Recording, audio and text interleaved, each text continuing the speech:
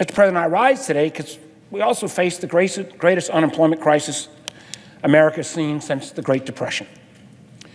More than 33 million workers have lost their jobs due to the coronavirus pandemic.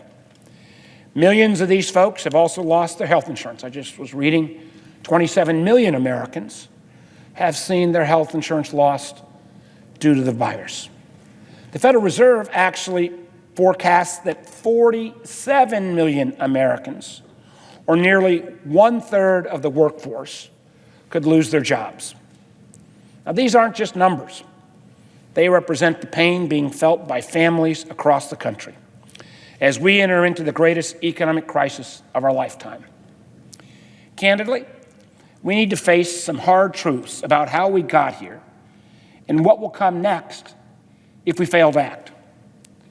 The reason we are facing this dire economic crisis is simple.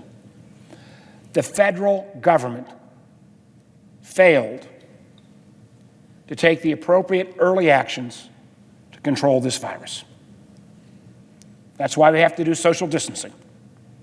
Social distancing isn't very much fun, and I see some of my friends and colleagues on the floor. It's particularly hard for people who spend their lifetimes shaking hands and saying hello to folks.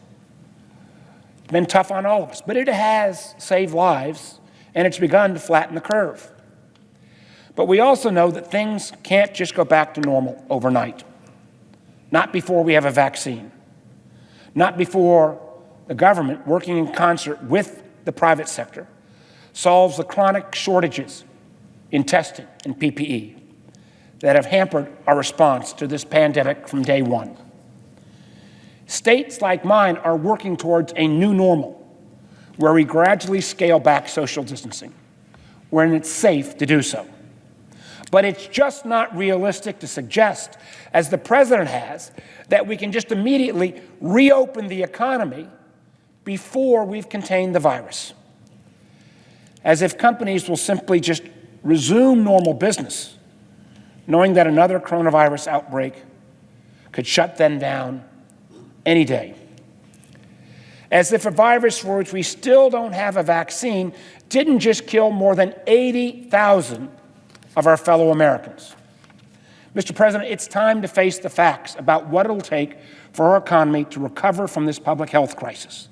There is not a magic switch that we can just flip. Unfortunately, there will not be a V-shaped recovery if we stay our current course. Just as it took the U.S. years to emerge from the Great Depression, it could take years or even decades to recover from the coronavirus if we do not take immediate, bold action in the next coronavirus relief bill. Our first goal must be to prevent further job losses, as well as permanent disruptions like business closures, evictions, and foreclosures. Second, we must work quickly to reduce the economic uncertainty facing workers and small businesses. To do this, we need to provide immediate assistance to millions of American workers who have gone overnight from a steady job to unemployment through no fault of their own. I'm not talking about another stimulus check. I'm not talking about unemployment benefits.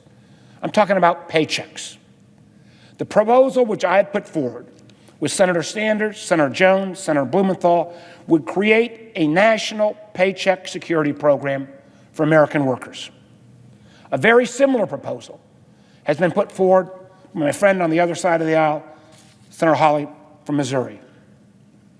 It uses a direct support model that has support on both the left and the right. Matter of fact, the New York Times and the Wall Street Journal have both commented on that. We know those news organizations never agree on anything, but they both think this approach bears merit. And we know this direct support approach works because it has been implemented successfully in a number of European countries and in Canada, where the unemployment rates, yes, they bumped up, but a couple of points, not to the level of what I believe will be over 20% unemployment, and what the Fed and even the administration officials have predicted may reach 25% within the next month. Paycheck Security means that the federal government would help cover the payroll expenses for rank-and-file workers who've been furloughed or laid off because of the coronavirus.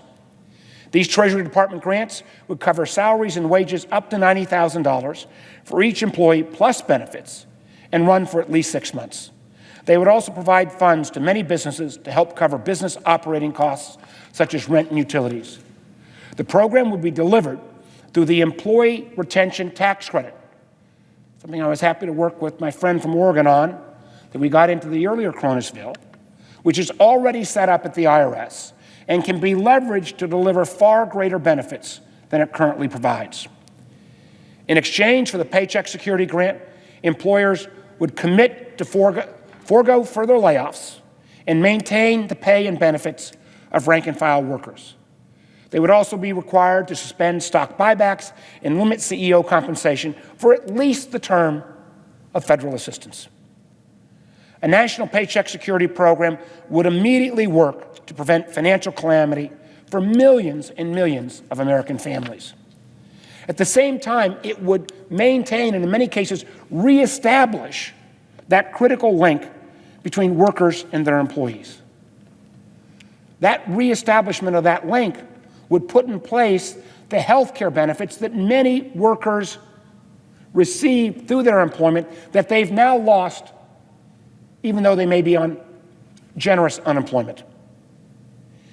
If we reestablish this connection, the economy would be able to bounce back much more quickly after the public health crisis ends. The certainty provided by this program would also give consumers the confidence they need to begin spending money in the economy, accelerating the eventual economic recovery. It will be expensive, and I can say this as someone who spent a long time thinking and working on trying to reduce the deficit. But when we compare it to over $660 billion spent on the PPP program, which has only taken one section of our economy, businesses under 500, that's done nothing so far for those mid-level businesses, 500 to 10,000, I think the alternative will actually be viewed as much cheaper. It would actually be pennies compared to the damage that will be done if we fail to adequately assist our fellow Americans in this moment of economic crisis. Now, Mr. President, I'm pleased that my colleagues in the House have put forward an initial draft of their view of the next coronavirus relief package. It has a number of important provisions. However, it has not taken what I believe is the bold step to say, before we simply refill up some of the existing buckets,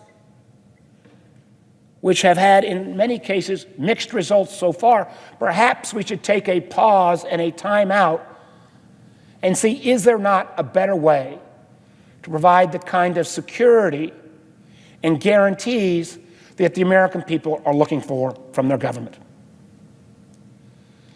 Even though the one thing I do know is that my House colleagues and I share an enormous sense of urgency. With unemployment, at least the official numbers, at nearly 15%, and numbers that all of us expect to go over 20% when they're reported later this month, this is not the time to play wait and see. It's no exaggeration to see that we face the prospect of not a recession, but actually a Great Depression. Every day we delay, we drag ourselves deeper and deeper into the hole that we must eventually climb out of when the healthcare crisis is behind us. And as we enter into negotiations over the next phase of the coronavirus response, I would encourage my colleagues on both sides of the aisle to take a look at bold solutions. Let's give our fellow Americans the kind of paycheck security they deserve. Let's put paychecks, not stimulus checks, in their hands. Let's help them get back to work as fast as it safely is able to do so. Thank you, Mr. President, and I yield the floor.